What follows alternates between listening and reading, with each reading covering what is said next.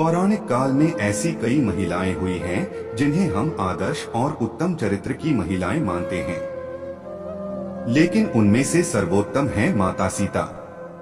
जैसे श्री राम को पुरुषों में उत्तम पुरुषोत्तम कहा गया है, उसी तरह माता सीता भी महिलाओं में सबसे उत्तम है। इसके कई कारण हैं। आओ जानते हैं सीता माता के बारे में 10 रहस्य। धर्मशास्त्रों में ऐसी ही अनेक गृहस्थ और पतिव्रता स्त्रियों के बारे में लिखा गया है, जो आज भी हर नारी के लिए आदर्श और प्रेरणा है। अनेक लोग माता सीता के जीवन को संघर्ष से भरा भी मानते हैं, लेकिन असल में उनके ऐसे ही जीवन में हर कामकाजी या गृहस्थ स्त्री के लिए बेहतर और संतुलित जीवन के अनमोल सूत्र छुपे हैं। नंबर 1, कौन है सीता के माता पिता? देवी सीता मिथिला के राजा जनक की ज्येष्ठ पुत्री थीं, इसलिए उन्हें जानकी भी कहा जाता है। वाल्मीकि रामायण के अनुसार एक बार मिथिला में पड़े भयंकर सूखे से राजा जनक बेहद परेशान हो गए थे। तब इस समस्या से छुटकारा पाने के लिए उन्हें एक ऋषि ने यज्ञ करने और धरती पर हल चलाने का सुझाव दिया। उस ऋषि के सुझाव पर राजा जनक ने यज्ञ करवाया और उसके बाद राजा जनक धरती जोतने लगे। तभी उन्हें धरती में से सोने की डलिया में मिट्टी में लिपटी हुई एक सुंदर कन्या मिली। उस कन्या को हाथों में लेकर राजा जनक ने उसे सीता नाम दिया और उसे अपनी पुत्री के रूप में अपना लिया। यह रहस्य आज भी बरकरार है कि सीता के माता पिता कौन हैं। अब आप देखिए कि ऐसी महिला जिसे अपने माता पिता के बारे में कुछ भी नहीं पता है, वह राजमहल में पली बढ़ी। इस देश में ऐसी कई बालिकाएं हैं जिन्हें उनके माता पिता मंदिर की देहली, अस्पताल के बाहर या कचरे के ढेर पर छोड़कर चले गए हैं। ऐसी बालिकाओं को अनाथ आश्रम में जगह मिलती है या भाग्यवश वे किसी अच्छे घर की बेटी बन जाती है। लेकिन सैकड़ों ऐसी भी हैं जो कि सड़क पर अकेली ही भटक रही हैं। उन सभी महिलाओं को माता सीता की ओर देखना चाहिए और हौसला रखना चाहिए। नंबर 2, राम सीता का विवाह। यदि मन में श्रेष्ठ के चयन की दृढ़ इच्छा है तो निश्चित ही ऐसा ही होगा। सीता स्वयंवर तो सिर्फ एक नाटक था। असल में सीता ने राम और राम ने सीता को पहले ही चुन लिया था। मार्गशीर्ष अगहन मास की शुक्ल पक्ष की पंचमी को भगवान श्री राम तथा जनकपुत्री जानकी सीता का विवाह हुआ था। तभी से इस पंचमी को विवाह पंचमी पर्व के रूप में मनाया जाता है। निश्चित ही आज के दौर में किसी पुरुष में राम ढूंढना मुश्किल है, लेकिन इतना भी मुश्किल नहीं। एक पत्नी व्रत धर्म का जो पालन करे और 7 वचनों को जो गंभीरता से ले, उसी से विवाह करना चाहिए। महिलाओं को विवाह तो ऐसे ही व्यक्ति से करना चाहिए जो कि थोड़े बहुत संस्कारों का पालन करता हो और निर्व्यसनी हो। यदि महिला आदर्श पुरुष की बजाय मॉडर्न पुरुष का चयन कर रही है तो यह रिस्क तो है ही, साथ ही वह समाज में नए प्रचलन को जन्म दे देगी। हो सकता है कि तब जिंदगी एक समझौता बन जाए। नंबर 3, असाधारण पतिव्रता। यह बहुत ही आश्चर्य है कि वनवास श्री राम को मिला, लेकिन माता सीता भी उनके साथ महलों के सारे सुख, धन और वैभव को छोड़कर चल दी, सिर्फ इसलिए कि उन्हें अपने पतिव्रत धर्म को निभाना था। इसलिए भी कि उन्होंने 7 वचन साथ में पढ़े थे।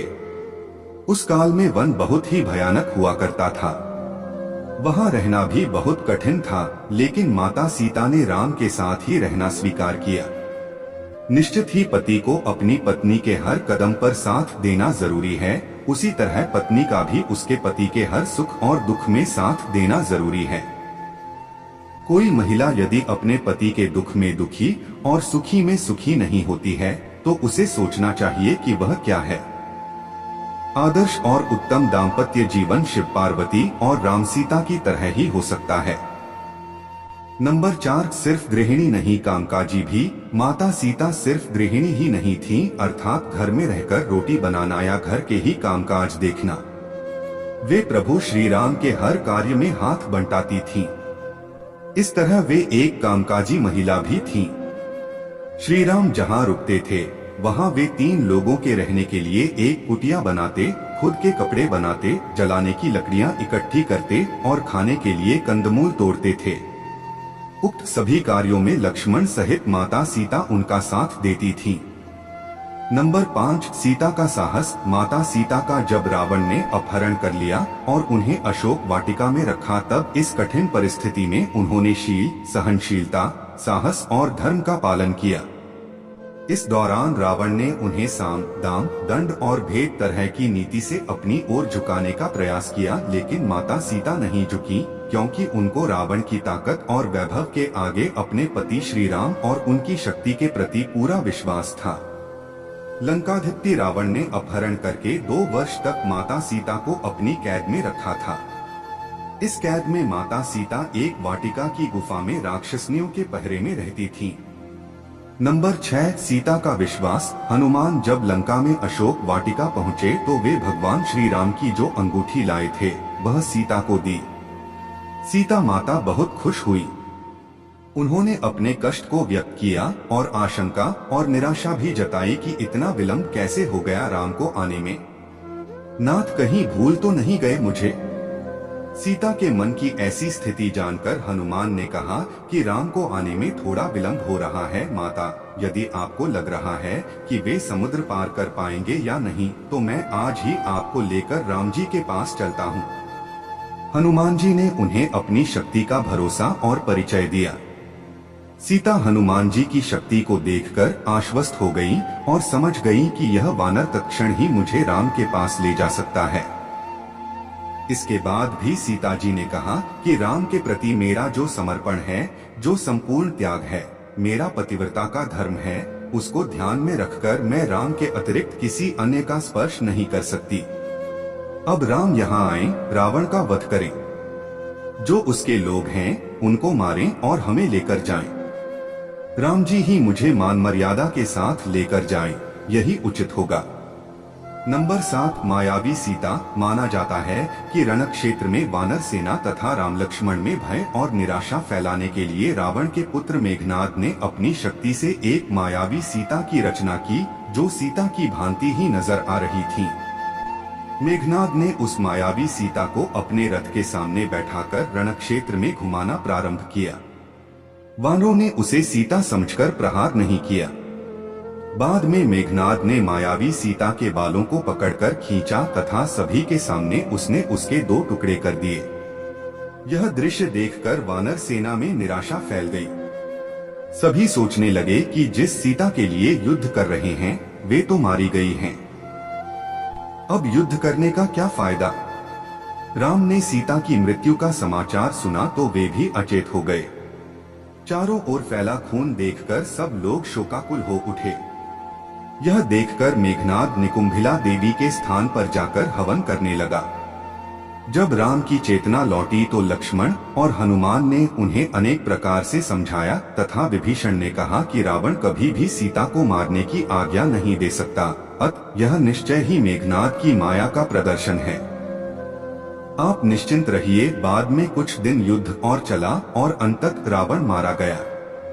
नंबर 8, सीता की अग्नि परीक्षा। सीता ने अग्नि परीक्षा दी थी या नहीं दी थी, यह सवाल अभी भी बना हुआ है।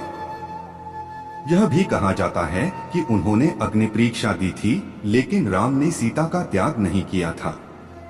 जिस सीता के बिना राम एक पल भी रह नहीं सकते और जिसके लिए उन्होंने सबसे बड़ा युद्ध लड़ा, उसे वे किसी व्यक्ति और समाज के कहने पर क्या छोड़ सकते हैं? राम जब सीता को रावण के पास से छुड़वाकर अयोध्या ले आए तो उनके राज्याभिषेक के कुछ समय बाद मंत्रियों और दुर्मुख नामक एक गुप्तचर के मुंह से राम ने जाना कि प्रजाजन सीता की पवित्रता के विषय में संदिग्ध है, अतः सीता और राम को लेकर अनेक मनमानी बातें बनाई जा रही हैं।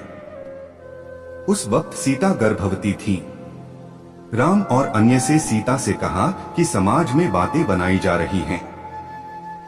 सभी कहते हैं कि अग्नि परीक्षा देगा पड़ेगी। माना जाता है कि राम और समाज द्वारा संदेह किए जाने के कारण सीता ने ग्लानि, अपमान और दुख से विचलित होकर चिता तैयार करने की आज्ञा दी। सीता ने यह कहा, यद्यपि मन, वचन और कर्म से मैंने सदैव राम को ही स्मरण किया है, तथा रावण जिस शरीर को उठाकर ले गया था वह अवश्य था, तब अग्निदेव मेरी रक्षा करें। और फिर सीता माता ने जलती हुई चिता में प्रवेश किया। अग्निदेव ने प्रत्यक्ष रूप धारण करके सीता को गोद में उठाकर राम के सम्मुख प्रस्तुत करते हुए कहा कि वे हर प्रकार से पवित्र हैं। इस अग्नि परीक्षा के बाद भी जन समुदाय में तरह तरह की बातें बनाई जाने लगी। तब राम के समक्ष फिर से धर्म संकट उत्पन्न हो गया।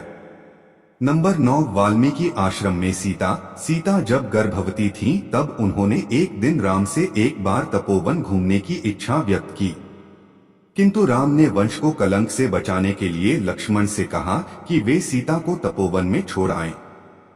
हालांकि कुछ जगह उल्लेख है कि श्री राम का सम्मान उनकी प्रजा के बीच बना रहे, इसके लिए उन्होंने अयोध्या का महल छोड़ दिया और वन में जाकर वे वाल्मीकि आश्रम में रहने लगी। वे गर्भवती थीं और इसी अवस्था में उन्होंने अपना घर छोड़ा था। वाल्मीकि आश्रम से सीता ने लव और कुश नामक 2 जुड़वा बच्चों को जन्म दिया। 10. सीता की मृत्यु। माता सीता अपने पुत्रों के साथ वाल्मीकि आश्रम में ही रहती थीं। एक बार की बात है कि भगवान श्री राम ने अश्वमेध यज्ञ का आयोजन किया। उस यज्ञ में वाल्मीकि जी ने लव और कुश को रामायण सुनाने के लिए भेजा। राम ने दोनों कुमारों से यह चरित्र सुना। कहते हैं कि प्रतिदिन वे दोनों 20 सर्ग सुनाते थे। उत्तरकांड तक पहुंचने पर राम ने जाना कि वे दोनों राम के ही बालक हैं। तब राम ने सीता को कहलाया कि यदि वे निष्पाप हैं तो यहाँ सभा में आकर अपनी पवित्रता प्रकट करें। वाल्मीकि सीता को लेकर सभा में गए। वहां सभा में वशिष्ठ ऋषि भी थे। वशिष्ठ जी ने कहा, हे राम, मैं वरुण का 10वां पुत्र हूं। जीवन में मैंने कभी झूठ नहीं बोला। ये दोनों तुम्हारे पुत्र हैं। यदि मैंने झूठ बोला हो तो मेरी तपस्या का फल मुझे न मिले। मैंने दिव्य दृष्टि से उसकी पवित्रता देख ली है। सीता हाथ जोड़कर नीचे मुख करके बोली, हे धरती माँ, यदि मैं पवित्र हूँ तो धरती फट जाए और मैं उसमें समा जाऊं। जब सीता ने यह कहा तब नागों पर रखा एक सिंहासन पृथ्वी फाड़कर बाहर निकला। सिंहासन पर पृथ्वी देवी बैठी थीं। उन्होंने सीता को गोद में बैठा लिया। सीता के बैठते ही वह सिंहासन धरती में धंसने लगा और सीता माता धरती में समा गई। हालांकि पद्म पुराण में इसका वर्णन अलग मिलता है। पद्म पुराण की कथा में सीता धरती में नहीं समाई थीं, बल्कि उन्होंने श्री राम के साथ रहकर सिंहासन का सुख भोगा था और उन्होंने भी राम के साथ में जल समाधि ले ली थी। इन बातों का निचोड़ यही है कि आज की स्त्री भी सीता के पावन चरित्र की तरह ही सेवा, संयम, त्याग, शालीनता, अच्छे व्यवहार, हिम्मत, शांति, निर्भयता, क्षमा और शांति को जीवन में स्थान देकर कामकाजी और दाम्पत्य जीवन के बीच संतुलन के साथ सफलता और सम्मान भी पा सकती है।